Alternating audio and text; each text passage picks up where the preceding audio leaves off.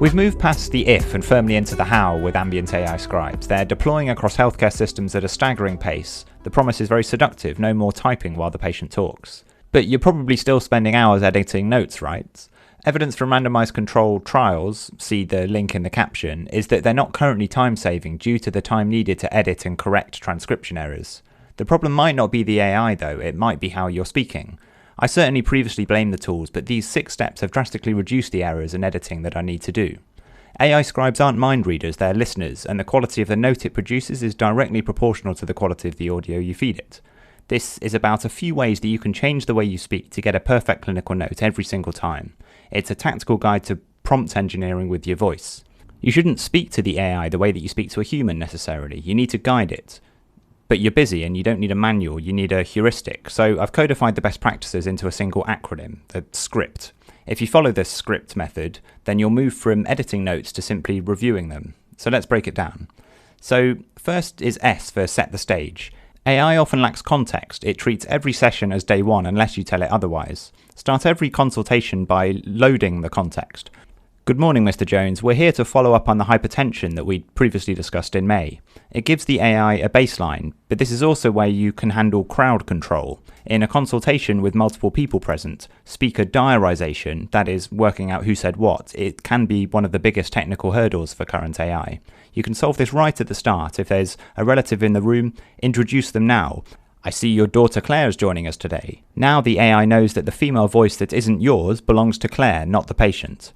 Clear introductions solve the who said what problem before it begins. And then throughout the consultation, attribute the voice. So Sarah, does your tummy hurt? Establishes that the next voice is likely to be the child. Mrs. Smith, has she had a fever? Establishes that the next voice is likely to be the mother. This kind of clarity is vital for accuracy. C is next, that's check and clarify. This is our repetition rule. In communication skills training, we were taught the art of reflection, summarising the patient's story back to them to ensure understanding. It turns out that this isn't just good bedside manner, but it's also essential data validation for AI. Speech-to-text algorithms can hallucinate. They can miss a mutter or mishear an accent. If a patient mumbles, "my tummy hurts," and you immediately pivot to, "okay, lie down," the AI might miss the complaint. Instead, create a feedback loop. Say, "so just to check I've got this right, you've had abdominal pain for 3 days and it's worse after eating." You've just done 2 things. You've made the patient feel heard, and you've forced the algorithm to record the key clinical data point a second time, often more clearly. If the AI misses the first mention, it catches the summary. Aim to have every critical detail vocalized at least twice. Aim for kind of double entry bookkeeping with your voice, especially for any important key red flag symptoms. Next is R for reveal the invisible. This addresses the silent exam problem. The AI is blind. If you examine a patient in silence, the note will say physical exam not performed. You must become the narrator of the scene. As you move through the examination, verbalize your findings in real time. I'm listening to the chest. Breath sounds are clear, no crackles. I'm looking at the rash, it's blanching and non-raised.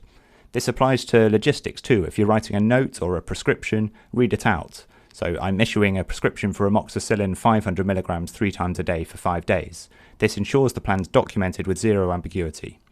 When prescribing or citing data, avoid ambiguity. AI sometimes confuses 15 and 50. Adopt the pilot's habit to enunciate clearly or verify. Instead of just start 15 milligrams, say start 15 milligrams. It sounds pedantic, but it can prevent dosage errors.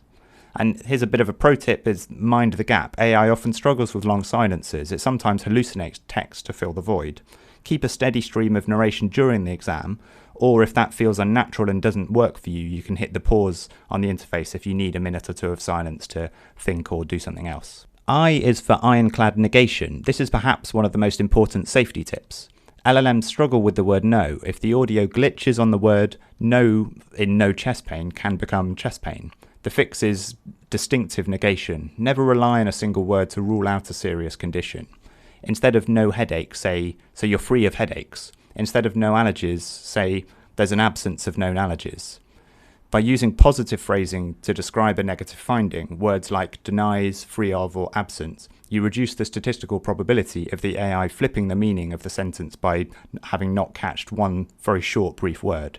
It creates a linguistic safety net, reduces the risk of meaning from flipping 180 degrees. P is for planting signposts. In Communication skills training, you're likely taught to signpost, to tell the patient where the conversation's going. For AI, this isn't just a courtesy, it's structural engineering. AI loves structure. It wants to put things into boxes like history, examination, plan, and you can help it by using verbal signposting to mark the boundaries. Say explicitly, that concludes the history, let's move to the examination, or, so my assessment is that this is a viral upper respiratory tract infection, here's the plan. These phrases act as anchors. They signal the AI to stop transcribing subjective data and stop populating the assessment and plan fields. It prevents the plan from getting jumbled up with the patient's history. You can also use this for chit-chat. If you start talking about the football or the weather, the AI might put that in the social history. Sometimes that's appropriate, but if it's detail that you don't necessarily want included, though, you can verbally bracket this. Some advanced users pause the recording, but you can also just pivot back strongly. So, okay, leaving the chat about holidays aside, let's get back to your medication. It can signal to the AI that the previous minute or so was irrelevant noise that you don't necessarily want included in the letter. And finally, T is for tag and tidy. We all misspeak. We say left leg when we meant right. If you realise you made an error, don't just ignore it and wait till the end to correct it. Tag it in real time. Say, correction, I meant the right leg. Most advanced medical AIs are now trained to recognise correction or scratch that commands and will overwrite the previous error in the final synthesis. And finally, tidy up. Close the consultation with a teach-back summary. So the plan is blood test today, increase ramipril to 5 milligrams, and we'll see you in 2 weeks. This final list acts as the ultimate truth source for the AI to generate the outputs, prescriptions, and referrals. A transition to AI-assisted documentation requires communicating with more precision. A few small steps can save hours in editing notes later. So don't forget to script. Set the stage, check and clarify, reveal the invisible, Iron-Clad negation, plant the signposts, tag and tidy. I've tried to summarise this all succinctly as possible in the background, so screenshot this screen, share it with colleagues, share the video with anyone who will find it helpful. Add any of your own suggestions in the comments below if I've missed anything that you think. The technology is ready, the question is, are we ready to speak its language?